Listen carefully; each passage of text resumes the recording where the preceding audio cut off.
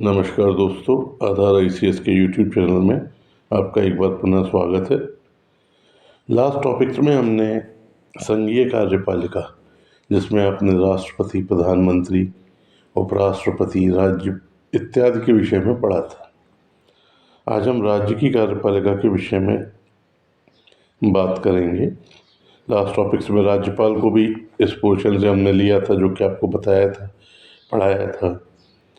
कई सारी समितियों के विषय में आपने पढ़ा था उसको लास्ट टॉपिक्स में। तो दोस्तों याद रखिएगा कि यह सभी क्वेश्चंस काफ़ी महत्वपूर्ण हैं।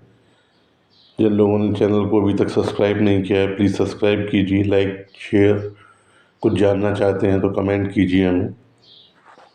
इन क्वेश्चंस को बार बार आपको सॉल्व करना है। बहुत जल्दी ज्योग्राफी आपका शुरू होगा, हिस्ट्री के कुछ लेक्चर्स आपके शुरू होंगे, और एक सेशन हमने छोटा सा वीडियो हम डालेंगे जिसमें कुछ वैकेंसीज़ के बारे में भी आपको जानकारी दी जाएगी।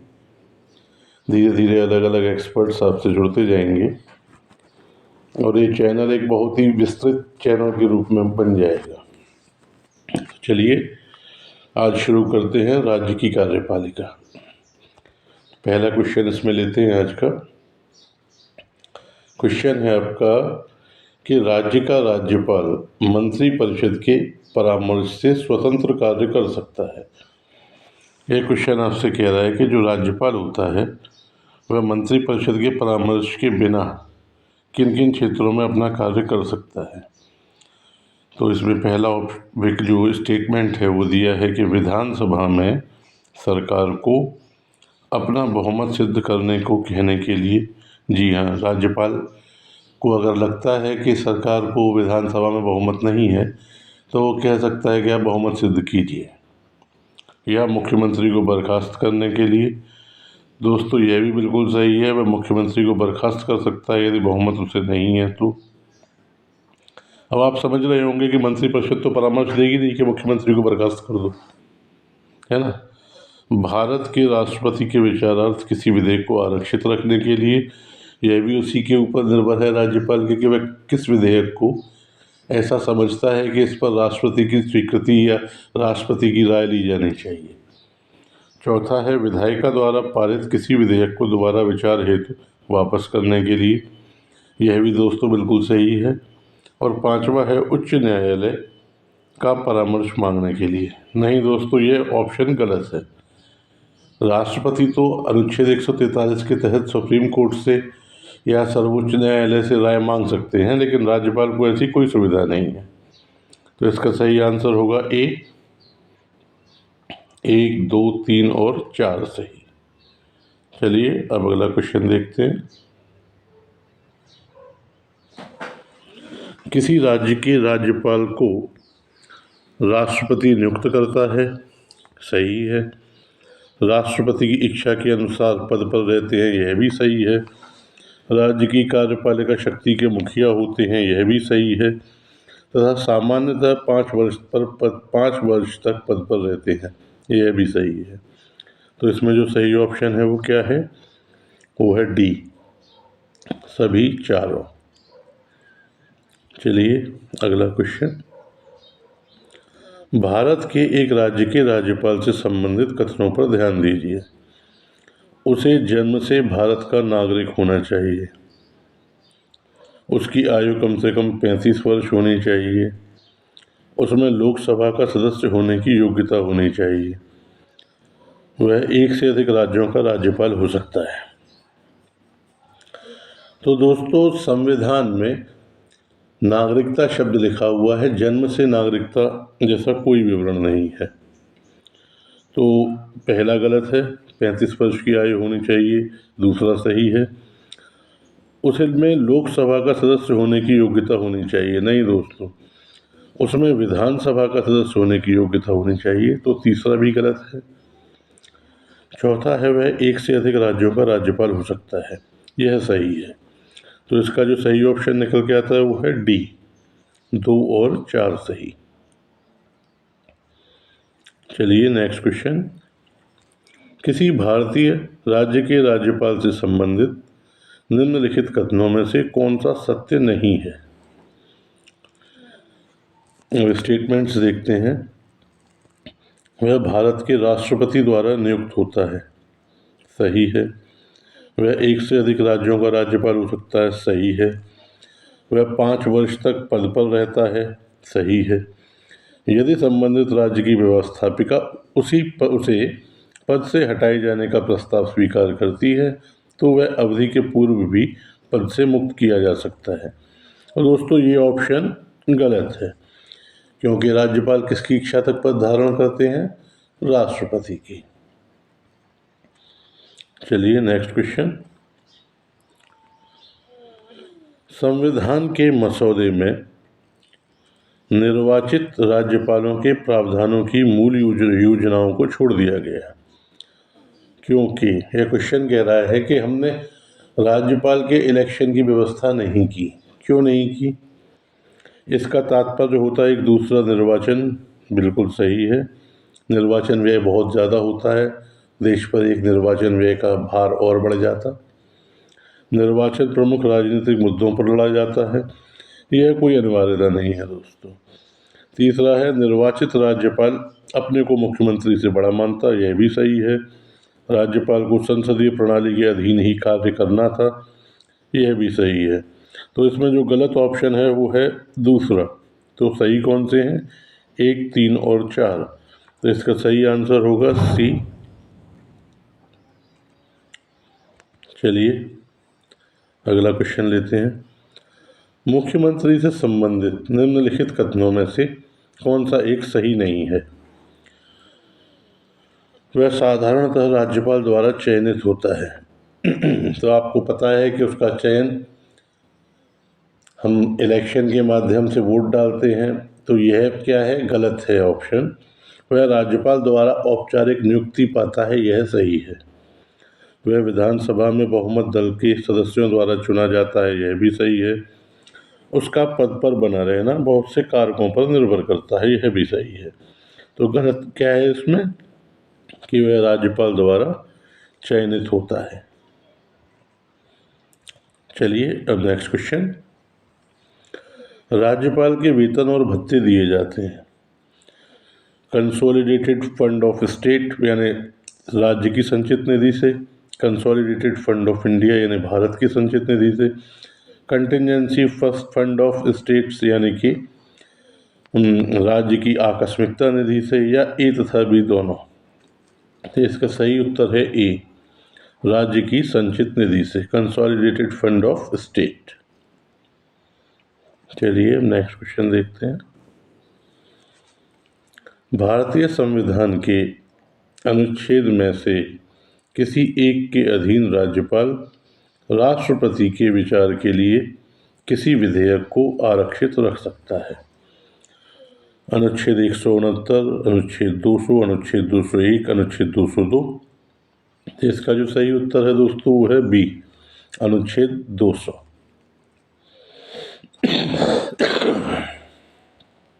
चलिए अब नेक्स्ट क्वेश्चन। राज्यपाल किसके प्रति उत्तरदायी होता है? प्रधानमंत्री, राष्ट्रपति, विधानसभा या मुख्यमंत्री? तो दोस्तों जो उसको नियुक्त करता है उसी के प्रति उत्तरदायी होता है वह। सही आंसर इसका क्या होगा? बी, राष्ट्रपति। अब चलिए अगला क्वेश्चन लेते हैं। भारत के किसी राज्य की राज्यपाल बनने वाली पहली महिला कौन थी? पहली महिला जो राज्यपाल बनी, राजकुमारी अमृता कौर, पद्मजा नायडू, सरोजनी नायडू या सरला अग्रवाल? इसका सही आंसर होगा सी, सरोजनी नायडू। याद रखिएगा ये उत्तर प्रदेश की राज्यपाल बनी थी। ये क्वेश्चन भी आपके लिए डाला हुआ है सर क्वेश्चंस में। चलिए नेक्स्ट क्वेश्चन।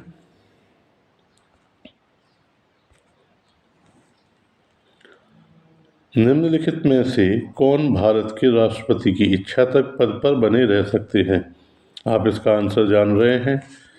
अगर पिछले 10 क्वेश्चन आपने किए हैं तो काफ़ी इजी क्वेश्चन है ये आपके लिए।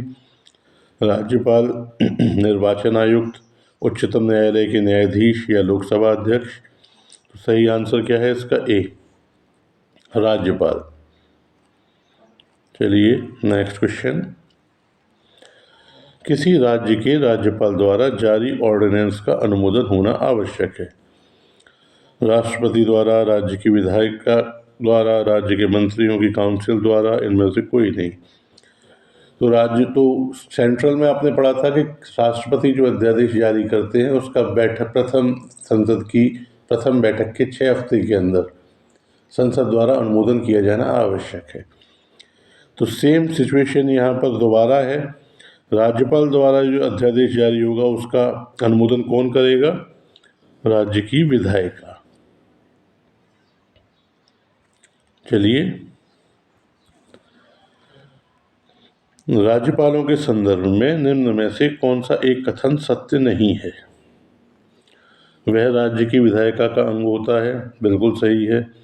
वह मृत्युदंड को क्षमा कर सकता है। जब राष्ट्रपति वाला टॉपिक आपको पढ़ा रहे थे वहाँ भी आपको बताया था लास्ट वीडियो में, जिन्होंने नहीं देखा जाके देखिए वहाँ, कि राज्यपाल को मृत्युदंड पर क्षमादान का अधिकार नहीं है। तो गलत ऑप्शन क्या है? बी। अगला है वह राज्य के उच्च न्यायालय के न्यायाधीश की नियुक्ति नहीं करता, यह भी सही है, क्योंकि राष्ट्रपति द्वारा उसकी नियुक्ति की जाती है। उसके पास आपातकालीन शक्तियाँ नहीं हैं, या वह आपातकाल नहीं लगा सकता, यह भी सही है। तो गलत क्या है? कि वह मृत्युदंड को क्षमा नहीं कर सकता। चलिए आगे। भारत के संविधान में निम्न में से किसके विरुद्ध अभियोग चलाने का प्रावधान नहीं है? राष्ट्रपति को आपको पता है महाभियोग लगता है। भारत के मुख्य न्यायाधीश के विरुद्ध भी प्रस्ताव लाया जा सकता है। भारत के उपराष्ट्रपति को भी हटाया जाता है। तो कौन है जिसके विरुद्ध कोई अभियोग नहीं लग सकता? वह है बी, राज्य के राज्यपाल। चलिए अगला क्वेश्चन। राज्य सरकार का कार्यकारी अध्यक्ष या संवैधानिक प्रमुख कौन है? यह भी केंद्रीय व्यवस्था से मिलता जुलता है, आप लोग जो पढ़ चुके हैं। ये मुख्यमंत्री, राज्यपाल, मुख्यमंत्री का सचिव या मुख्य सचिव। तो इसका सही आंसर क्या होगा? बी, राज्यपाल। चलिए नेक्स्ट क्वेश्चन।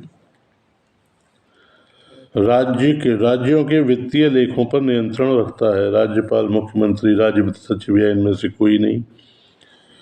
तो दोस्तों याद रखिएगा यहाँ कि इसका जो सही आंसर है वो डी, इनमें से कोई नहीं, क्योंकि राज्य के वित्तीय लेखों की जांच भी नियंत्रक एवं महालेखा परीक्षक द्वारा की जाती है। ठीक है, तो तीनों ही ऑप्शन इसमें ये गलत है। नेक्स्ट।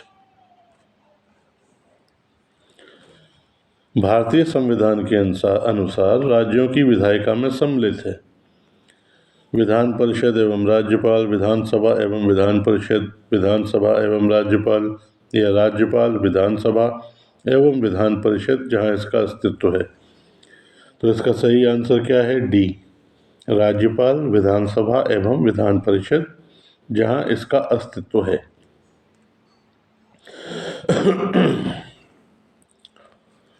राज्यों में विधान परिषद की सृजन हेतु संविधान के किस अनुच्छेद में वर्णित प्रक्रिया को अपनाया जाता है? अनुच्छेद 368, अनुच्छेद 69, अनुच्छेद 269, अनुच्छेद 169।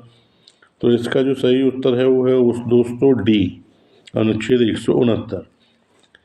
यहाँ आपको बता दें कि प्रत्येक राज्य में विधान परिषद का होना अनिवार्य नहीं है, क्योंकि एक तो इससे प्रशासनिक व्यय बढ़ता है, इसलिए बहुत से राज्य अपनी विधान परिषद को हटा देते हैं।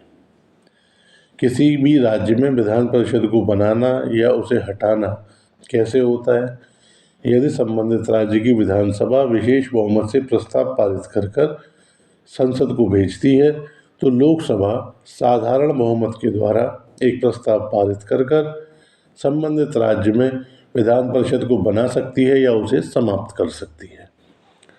तो यह व्यवस्था किसमें वर्णित है? अनुच्छेद 169 में। चलिए अब अगला क्वेश्चन लेते हैं। विधान परिषद किसी साधारण विधेयक को निम्नलिखित में से किस अवधि तक रोक सकती है? 3 माह, 4 माह, 6 माह या 14 दिन? तो दोस्तों इसका सही उत्तर है बी, 4 माह। यदि कोई साधारण विधेयक विधानसभा से पारित होता है तो विधान परिषद भेजा जाता है। 3 माह तक विधान परिषद इस पर विचार करती है, अपने सुझाव दे सकती है, और 3 माह में पारित नहीं किया तो विधानसभा उसे वापस अपने यहाँ बुला लेती है। उन संशोधनों के सहित या बिना संशोधनों को किए दोबारा पारित कर कर विधान परिषद भेजती है। दूसरी बार में 1 माह और विधान परिषद इसे रोक सकती है। अगर तब विधान परिषद ने कोई प्रतिक्रिया इस विधेयक पर नहीं दी तो विधानसभा से यह पारित समझा जाएगा। ठीक है। नेक्स्ट क्वेश्चन, ये आपको जब डिस्क्रिप्टिव पढ़ाएंगे तो वहाँ भी इन सब चीज़ों को काफ़ी अच्छे से आप समझेंगे। अभी क्वेश्चन एनालाइज कर रहे हैं क्योंकि बहुत सारे एग्ज़ाम्स हैं, स्टूडेंट्स के पास टाइम नहीं है इतने डिटेल में जाने का, इसलिए ऐसा करना पड़ रहा है। चलिए नेक्स्ट, आपातकाल में किसी राज्य विधान की अवधि बढ़ाई जा सकती है? राष्ट्रपति द्वारा, संसद द्वारा, राज्य की राज्यपाल द्वारा या राज्य विधानमंडल द्वारा? तो राज्य विधानसभा की अवधि आपातकाल में संसद बढ़ा सकती है। तो इसका सही आंसर क्या है? बी, संसद। नेक्स्ट क्वेश्चन, भारत में राज्य विधान पालिकाओं का उच्च सदन कौन सा होता है? जैसे केंद्र में राज्यसभा होती है, 4 ऑप्शन, विधान पालिका परिषद, विधान पालिका समिति, राज्यपाल का कार्यालय, इनमें से कोई नहीं। तो इसका सही ऑप्शन है ए, विधान पालिका परिषद। तो दोस्तों इन क्वेश्चंस की लैंग्वेज को समझना आपके लिए काफ़ी ज़रूरी है, वरना एग्ज़ाम में आप क्वेश्चन गलत लगाए, आंसर गलत कर कर आएंगे। चलिए नेक्स्ट क्वेश्चन,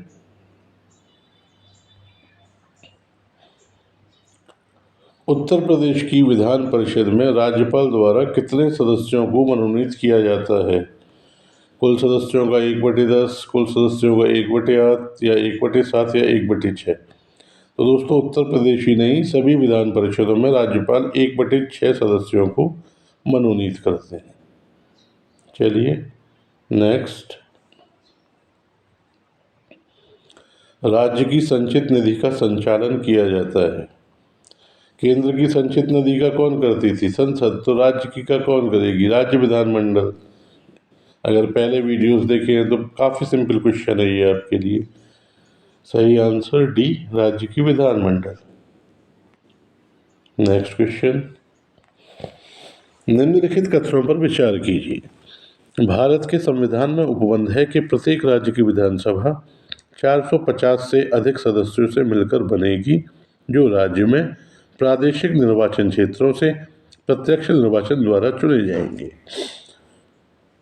तो पढ़ने में तो ये बिल्कुल ठीक लग रहा है, लेकिन यहाँ याद रखना 450 से अधिक नहीं है, वो है 500 से अधिक सदस्य, 500 सदस्यों तक हो सकते हैं। तो पहला ऑप्शन गलत है। कोई व्यक्ति किसी राज्य की विधानसभा के किसी स्थान को भरने के लिए चुने जाने के लिए योग्य नहीं होगा यदि उसकी आयु 25 वर्ष से कम है।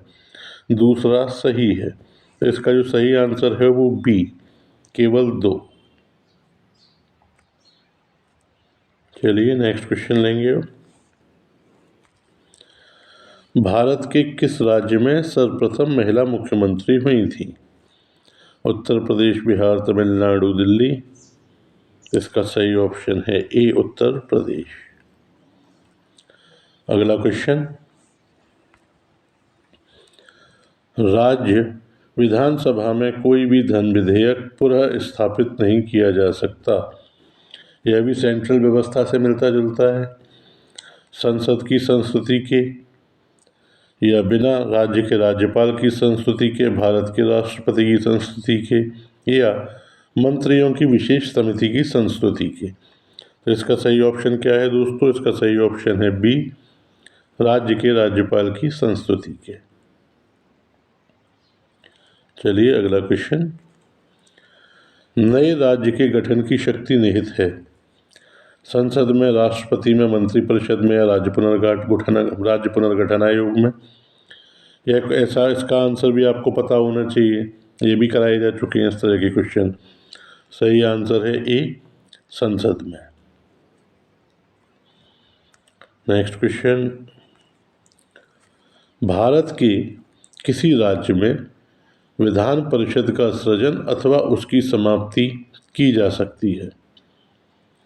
किसी राज्य के राज्यपाल की संस्तुति पर, राष्ट्रपति द्वारा, संसद द्वारा, राज्य विधानसभा की तत्संबंधी संकल्प पारित करने पर संसद द्वारा, या मंत्रिपरिषद की संस्तुति पर राज्यपाल द्वारा। क्या ऑप्शन होना चाहिए इसमें? विधान परिषद का सृजन और उसकी समाप्ति का अधिकार किसको है? अभी आपको बताया था कुछ देर पहले, राज्य विधानमंडल के तत्संबंधी संकल्प पारित करने पर संसद द्वारा। आंसर क्या है? सी।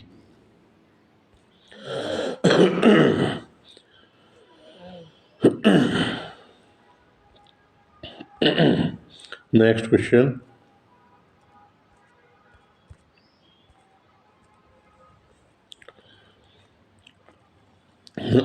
राज्य में दूसरे सदन की स्थापना या उसे समाप्त करने से संबंधित कौन सी सही विधि है? लोकसभा द्वारा साधारण बहुमत से पारित प्रस्ताव, संबंधित राज्य विधानसभा द्वारा पूर्ण बहुमत से पारित प्रस्ताव, संबंधित राज्य की विधानसभा द्वारा साधारण बहुमत से पारित प्रस्ताव, या लोकसभा द्वारा पूर्ण बहुमत से पारित प्रस्ताव।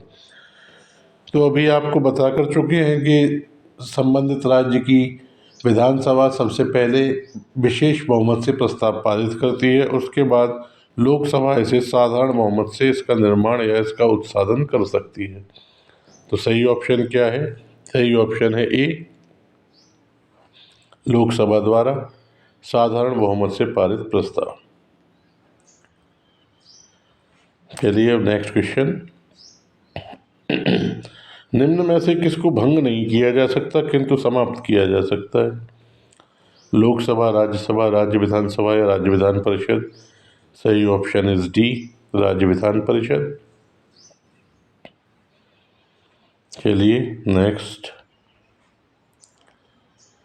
राज्य विधानसभा का निर्वाचन और संचालन कौन करता है? उच्च न्यायालय के मुख्य न्यायाधीश, राज्य निर्वाचन आयोग, भारत का निर्वाचन आयोग या भारत के राज्यपाल। यह भी आपको बता चुके हैं हम पहले। प्लीज़ जिन्होंने पिछले वीडियोस नहीं देखे उन्हें देखिए बार बार जाकर। इसका सही आंसर क्या होगा? भारत का निर्वाचन आयोग। राष्ट्रपति, उपराष्ट्रपति, लोकसभा, राज्यसभा,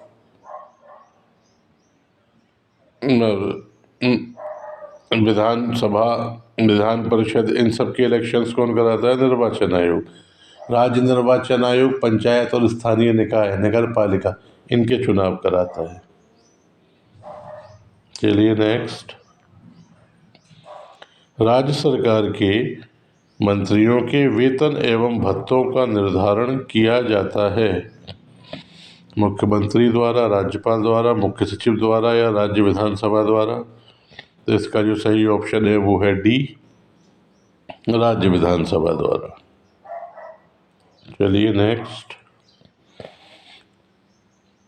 विधानसभा के सदस्यों की योग्यताओं से संबंधित प्रश्नों पर अंतिम निर्णय किसके द्वारा लिया जाता है? मुख्यमंत्री द्वारा, राज्यपाल द्वारा, राज्य न्यायालय के प्रधान न्यायाधीश द्वारा या विधानसभा के अध्यक्ष द्वारा।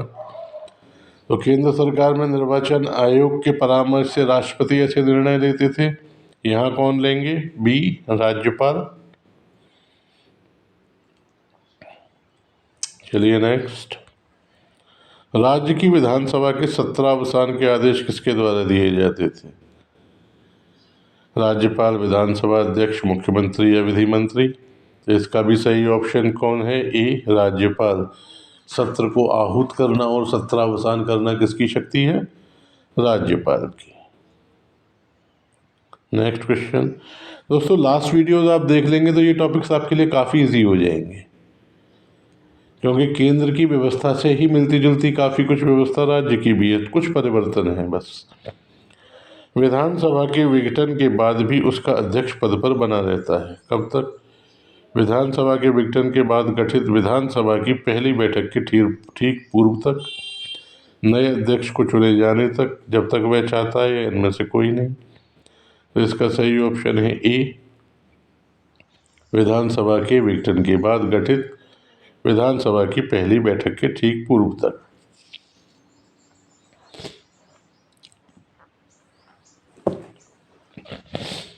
चलिए नेक्स्ट क्वेश्चन।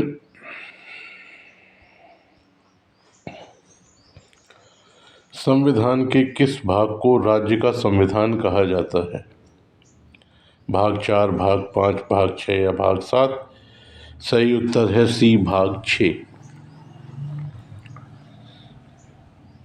अगला क्वेश्चन, गुजरात तथा महाराष्ट्र राज्य के संबंध में विशेष प्रावधान किस अनुच्छेद में दिया गया है? 370, 371, 372 या 373? राइट आंसर इज बी,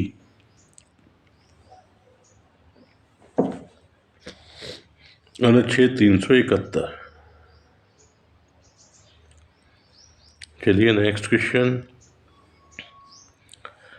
किस संविधान संशोधन द्वारा अनुच्छेद 153 में परंतु जोड़कर यह प्रावधान किया गया कि एक ही व्यक्ति को 2 या 2 से अधिक राज्यों का राज्यपाल नियुक्त किया जा सकता है? 6ठे संशोधन द्वारा, 7वें संशोधन द्वारा, 8वें या 9वें संशोधन द्वारा? तो इसका जो सही आंसर है वो है बी, 7वें संशोधन द्वारा। नेक्स्ट क्वेश्चन, राज्यपाल को शपथ कौन दिलाता है? राष्ट्रपति, उपराष्ट्रपति, सर्वोच्च न्यायालय का मुख्य न्यायाधीश या उस राज्य के उच्च न्यायालय के मुख्य न्यायाधीश? दोस्तों, राष्ट्रपति को शपथ कौन दिलाता था? सर्वोच्च न्यायालय का मुख्य न्यायाधीश। तो राज्य के को कौन दिलाएगा राज्यपाल को? उस राज्य की उच्च न्यायालय के मुख्य न्यायाधीश, डी। चलिए नेक्स्ट क्वेश्चन, जब कोई विधेयक राज्य विधानमंडल द्वारा पारित कर राज्यपाल की अनुमति के लिए भेजा जाता है तो अनुच्छेद 200 के तहत राज्यपाल के समक्ष कौन कौन से विकल्प होते हैं? अनुमति दे सकता है, बिल्कुल ठीक है। अनुमति रोक सकता है, बिल्कुल ठीक है। विधेयक को पुनर्विचार के लिए वापस कर सकता है, यह भी ठीक है। और विधेयक को राष्ट्रपति के विचार के लिए आरक्षित रख सकता है, यह भी ठीक है। सही ऑप्शन है डी, सभी सही। नेक्स्ट, जब कोई विधेयक राज्य विधानमंडल द्वारा पारित कर राज्यपाल किस विधेयक को पुनर्विचार के लिए वापस नहीं कर सकते? जैसे राष्ट्रपति नहीं कर सकते, जैसे राज्यपाल भी नहीं कर सकते। राष्ट्रपति किस विधेयक को पुनर्विचार के लिए वापस नहीं करते थे? धन विधेयक और संविधान संशोधन विधेयक। यहाँ ऑप्शन क्या है? साधारण विधेयक, वित्त विधेयक, धन विधेयक या सेवा विधेयक? सही आंसर क्या होगा? सी, धन विधेयक। नेक्स्ट, निम्नलिखित में से किसका कथन है कि राज्यपाल सोने के पिंजरे में निवास करने वाली चिड़िया के समान है? महात्मा गांधी, जवाहरलाल नेहरू, सरोजनी नायडू या सुचेता कृपलानी? दोस्तों, ये स्टेटमेंट है सी, सरोजनी नायडू। नेक्स्ट क्वेश्चन, किस प्रकार के विधेयकों को राज्यपाल राष्ट्रपति के विचार हेतु आरक्षित रखने के लिए बाध्य है? वित्त विधेयक, धन विधेयक, गैर सरकारी विधेयक या उच्च न्यायालय की शक्ति में कमी करने वाले विधेयक? Right answer is D. चलिए नेक्स्ट, राज्यपाल को किस अनुच्छेद के तहत अध्यादेश जारी करने की शक्ति दी गई है?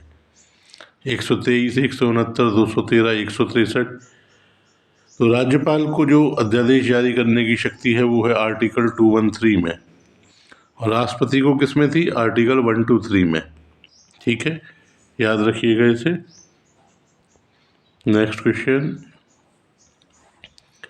किस अनुच्छेद के तहत राज्यपाल को क्षमादान की शक्ति प्रदान की गई? 61, 72, 161, 163? तो इसका सही आंसर है सी, अनुच्छेद 161। चलिए नेक्स्ट क्वेश्चन,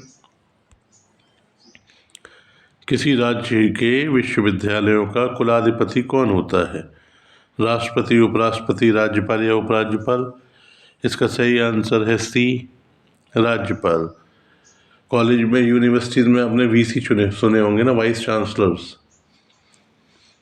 तो कुलपति कौन है? राज्यपाल। नेक्स्ट, भारतीय संविधान के किस अनुच्छेद में राज्य शब्द को परिभाषित किया गया है? अनुच्छेद 151, अनुच्छेद 152, अनुच्छेद 153 या अनुच्छेद 154? तो इसका जो सही आंसर है वो है बी, अनुच्छेद 152। Next question,